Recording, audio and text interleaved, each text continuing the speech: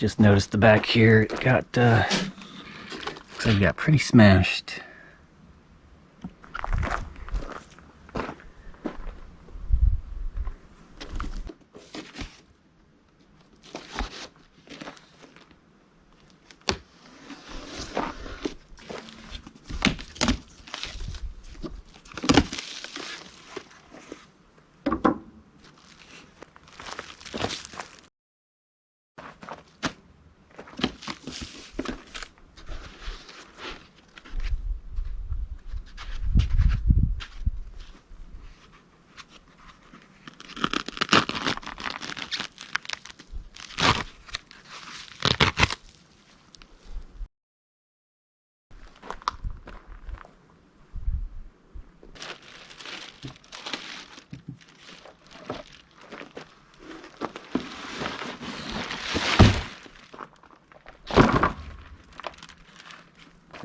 Good day everybody, and welcome to this lithium battery video brought to you by REDODO, formerly Zooms. Today they have sent us their biggest lithium ion battery, 410 amp hours. That is as big as my entire lead acid battery bank. That's right, 410 amp hours in just one battery. I cannot carry around my entire lead acid battery bank. One of those batteries probably weighs just as much as this. I had to learn the hard way why lead acid just isn't quite adequate. Not as efficient, doesn't last as long. I think my battery is approaching 4 to 5 years and it's already unable to hold a charge throughout the night like it used to in the beginning. When that battery bank was brand new, it did quite well. It would get me through the night when there was no solar and I didn't want to run the generator. But eventually, as most of you know, I ended up running the generator almost 24/7 because the battery bank just seemed to wear out really quick. Not even a year after I purchased that battery bank, I started noticing a diminished capacity on those. It would get through the night, no problem. When I first bought them, 6 to 8 months later, I wasn't really keeping track. They'd only get through about half the night. I don't know if it's because of a brand issue or what, but I was not impressed with the lead acid battery bank with the 6-volt golf cart batteries, the deep cycles. So I am very excited to move on up to the lithium world. Built strong, live bold, REDODO.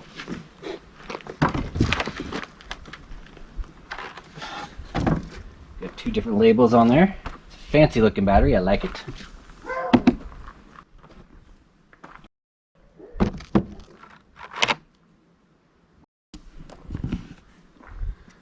Okay, we're at 80 pounds exactly.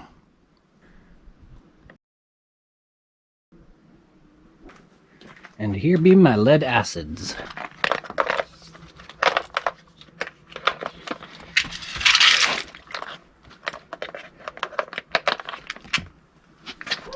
Very heavy for just one battery.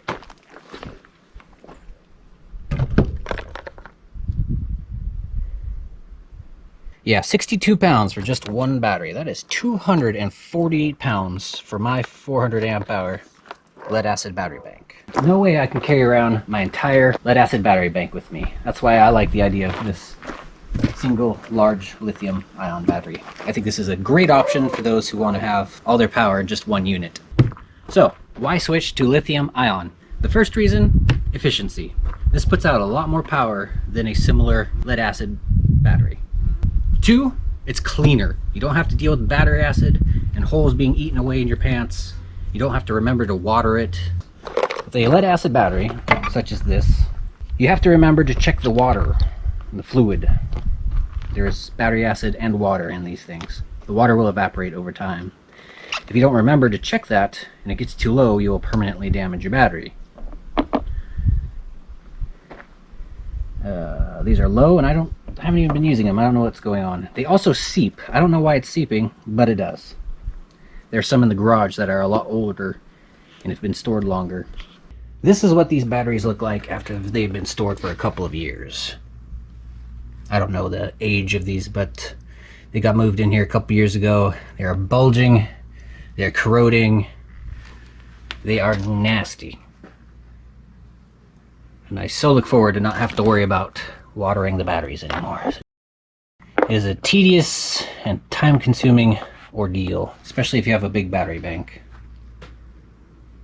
To fill them up,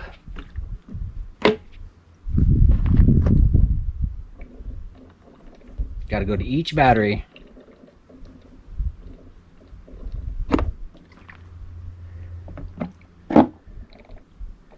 sit here probably 3 to 5 minutes each battery, depending on how low it is.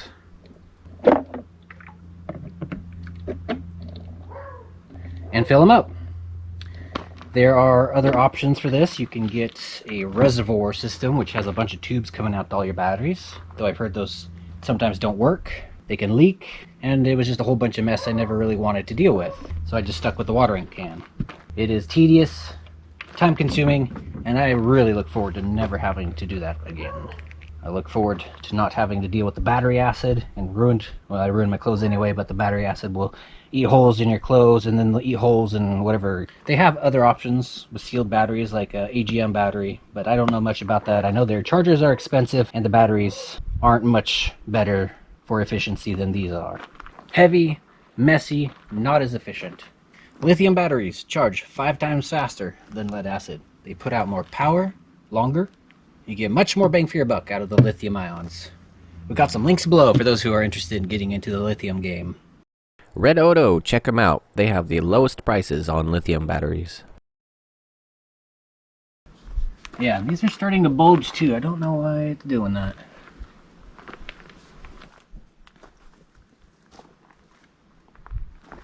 $410 amp hours in just one battery. That blows my mind. Another unfortunate thing about these lead acids is they don't store well, and they don't keep their charge very well. I'm sure the internet has its own time frame, but it seems like once a month I need to check on these and charge them back up. It's why they make battery maintainers, these little tiny battery chargers that stay connected to your battery all year round, whether it's in a vehicle or stored batteries, and they keep the battery charged because they lose power so fast just sitting there. They lost their capacity pretty quick, so we're gonna definitely give this a run. You know, this is going right in patches when we're ready, and we'll keep you guys updated on how this works out for us. So check them out, REDODO. They seem to be staying on top of the lowest prices. So this came with some battery bolts. She'll be going in right here. Let's check the length on these. That's one complaint I hear from time to time, is these not being long enough. And that looks like plenty. Yeah, that is plenty of thread on that bolt to get your cables on and not strip it out. So I like that. I like the length on these. 1 bolt, 2 bolts, 3 bolts. We got a spare. I like that. It's always good having spares. What else do we got in here? That's a kind of red thing. Ah, a little fancy cap. 4 bolts, 2 spares, and a black cappy. Got your product manual in easy to read English. Got actually some nice illustrations there of how you can hook up your batteries.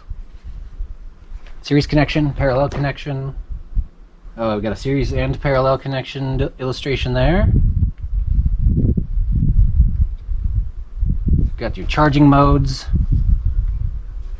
This is actually a very well done manual. The pages are thick and somewhat glossy. That's really nice. That needs to stay somewhere handy.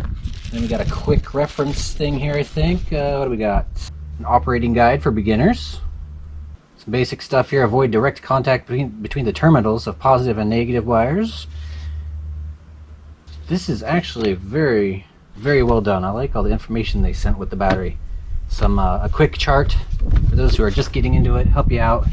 It's even got a perforation down the middle, or a fold, so you can fold that up and put that away somewhere handy. Please fully charge the battery before using it. These are shipped at 50% capacity to down to 30% capacity for safety. So you want to make sure to charge these before you use them. If you're unsure of something, please contact service@redodopower.com.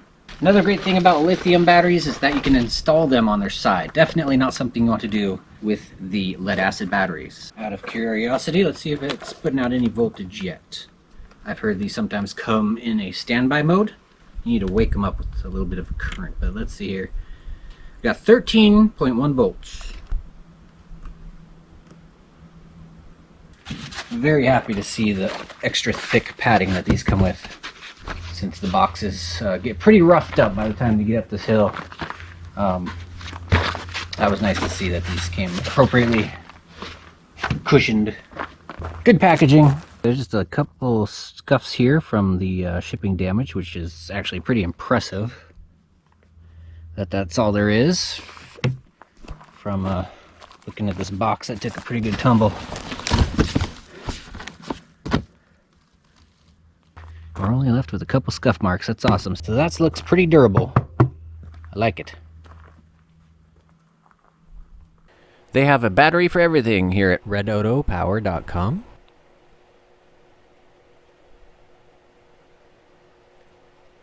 In their 12-volt section, you got your 100 amp hours, which are pretty common, 200 amp hours, 50 amp hours for smaller, if you need a smaller battery for smaller things, 300 amp hour, there's your 410 amp hour, big boy. You got your 200 amp hour, 200 amp hour plus, 10 years service life and 95% efficiency. Ooh, that's a neat looking battery. Haven't seen that before. We got a 12 volt, 230 amp hour lithium iron. 30 amp hours, just a more rugged case. That is pretty neat. Rugged case and binding posts. REDODO 12.8 volt, 230 amp hour lithium iron has a lower self-discharge rate. 4,000 plus deep cycles, 100% DOD, and around 15,000 cycle times. That's 60% DOD. And extended runtime. Yeah, I think this is just more of a rugged case. That looks like something you could take camping. Haul around with you, something you don't plan on installing into a battery compartment. Got your 24 volts, 100 amp hour, 200 amp hour. So if you have a 24 volt system, they got you covered.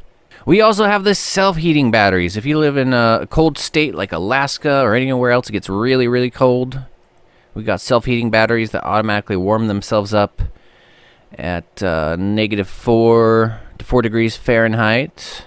The heating will be stopped when the temperature reaches 50 degrees Fahrenheit.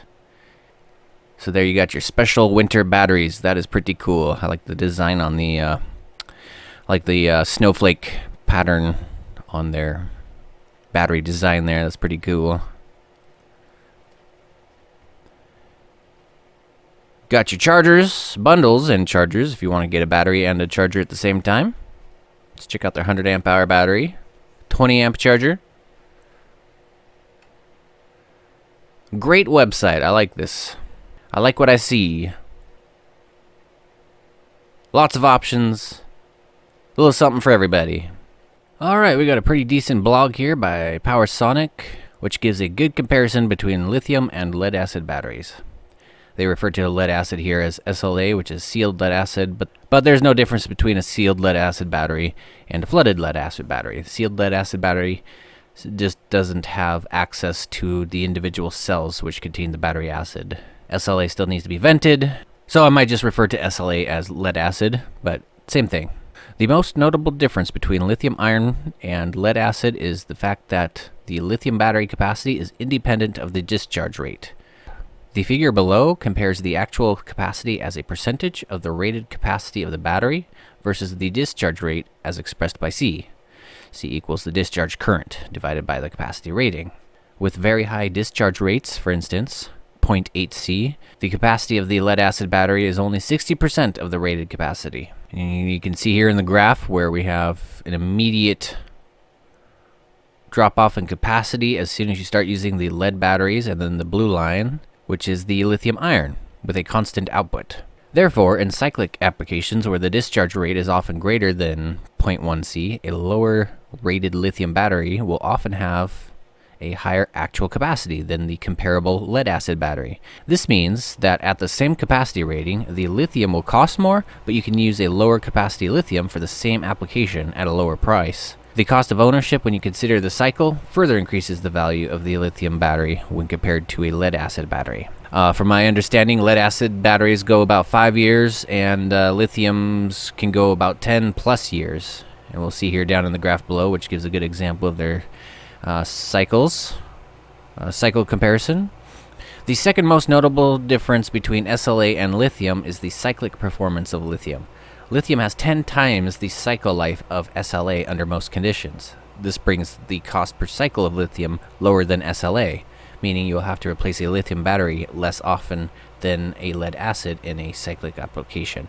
Which is something, as I mentioned, I noticed pretty quick, maybe 6 months to a year after getting the lead acid batteries, my deep cycle golf carts. It wasn't very long before I noticed a considerable difference in its capacity rating. Those batteries would get me through the night, no problem. About 6 months later, they weren't even getting me through half the night. And as most of you know, I eventually just started running my generator 24/7 because they just, they didn't, their capacity just diminished very quickly. So here we are at 200 cycles on the lead acid, 2,200 on the lithium iron. Much more worth your money for the lithium iron batteries. Gonna last you a whole lot longer. Lithium delivers the same amount of power throughout the entire discharge cycle, whereas an SLA's power delivery starts out strong but dissipates. The constant power advantage of lithium is shown in the graph below, which shows voltage versus the state of charge. You see here the orange line lithium got a constant power output and then drops off when the battery's dead, whereas the lead acid immediately starts dropping as soon as you start using it. A lithium battery, as shown in the orange, has a constant voltage as it discharges throughout the entire discharge. Power is a function of voltage times current. The current demand will be constant and thus the power delivered. Power times current will be constant. So let's put that in a real life example. Have you ever turned on a flashlight and noticed it's dimmer than the last time you turned it on? This is because the battery inside the flashlight is dying, but not completely dead. It's giving off little power, but not enough to fully illuminate the bulb. If this were a lithium battery, the bulb would be just as bright from the beginning of its life to the end. Instead of waning, the bulb would just not turn on at all if the battery were dead. Charging lead acid batteries is notoriously slow. In most cyclic applications, you will need to have extra SLA batteries available so you can still use your application while the other battery is charging. In standby applications, an SLA battery must be kept on a float charge. Like I talked about earlier, that is why they make battery maintainers, so you can keep your lead acid batteries charged. With lithium batteries, charging is 4 times faster than SLA. The faster charging means there is more time the battery is in use, and therefore requires less batteries. They also recover quickly after an event, like in a backup or standby application. As a bonus, there is no need to keep lithium on a float charge for storage. Lithium's performance is far superior than lead acid in high temperature applications. In fact, lithium at 55 degrees Celsius still has twice the cycle life as SLA does at room temperature. Lithium will outperform lead under most conditions, but especially strong at elevated temperatures. And here you can see a graph showing the cycle life at various temperatures. Got the SLA at 25 degrees Celsius. Lithium iron at 25 degrees Celsius, which is way over here. At a higher temperature, brings that efficiency down, and even higher, brings that down even more, but is still better than lead acid batteries. Cold temperatures can cause significant capacity reduction for all battery chemistries. Knowing this, there are 2 things to consider when evaluating a battery for cold temperature use: charging and discharging. A lithium battery will not accept a charge at a low temperature below 32 degrees Fahrenheit. And that's where those self-heating batteries would be the best option for that. Conversely, a lithium battery has a higher discharge capacity at lower temperatures than lead acid. This means that lithium batteries do not have to be over-designed for cold temperatures, but charging could be a limiting factor. Unless you got a self-heating battery, of course. Or if you're like me, you install the battery inside your RV where the temperatures never get down that cold, you won't have a problem. I think in most situations, those batteries will be installed indoors, in a garage, inside your RV, and you won't have to worry about those cold temperatures too much. If you have ever tried to install a lead acid battery, you know how important it is to install it in an invert position to prevent any potential issues while venting. While an SLA is designed not to leak, the vents allow for some residual release of the gases. In a lithium battery design, the cells are individually sealed and cannot leak. This means there's no restriction in the installation orientation of a lithium battery. It can be installed on its side, upside down, or standing up with no issues. Lithium on average is 55% lighter than lead acid. In cycling applications, this is especially important when the battery is being installed in a mobile application or where weight may impact the performance, like robotics. Lithium should not be stored at 100% state of charge, whereas SLA needs to be stored at 100%. This is because the self-discharge rate of a lead-acid battery is 5 times or greater than that of a lithium battery. In fact, many customers will maintain a lead-acid battery in storage with a trickle charger or battery maintainer to continuously keep the battery at 100% so the battery life does not decrease due to storage. I can't tell you how many batteries I've ruined by keeping it in storage and just letting them go dead. We also saw an example of that over in the garage. A quick note here, when installing batteries in series and parallel, it is important that they are matched across all factors, including capacity, voltage, resistance, state of charge, and chemistry. So you want to make sure you got 12-volt batteries with 12-volt batteries, 400 amp hours with 400 amp hours. Resistance, I'm guessing they're talking about the battery cable size. Make sure you're not using different sized wires to connect your batteries. Make sure they are adequate size. State of charge, make sure you're not connecting a half charged battery with a fully charged battery. Chemistry, I guess probably lithium iron with lithium iron. So the batteries need to be similar, an important note to throw in there. And of course, lead acid and lithium batteries cannot be used together. Since an SLA battery is considered a dumb battery in comparison to lithium, which has a circuit board and monitors and protects the battery, it can handle many more batteries in a string than lithium. The string length of lithium is limited by the components on the circuit board.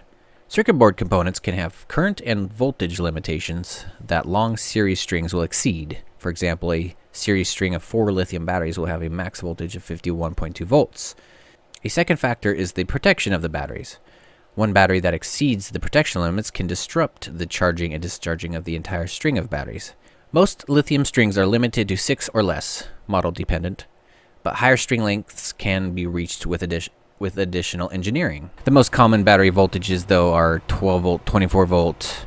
I've never seen anything at 51 volts, so unless you're doing something crazy, you won't have to worry about it. But it's something to take note of. For our uses, we're typically using a 12 volt or 24 volt system. I've never seen anything, I don't know of any example I can give you for something that uses over 51 volts.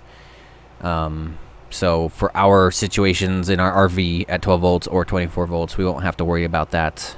But it is something to take note of. So if you're putting a bunch of batteries together, getting the volts up high, you might want to consider some additional engineering to make that work.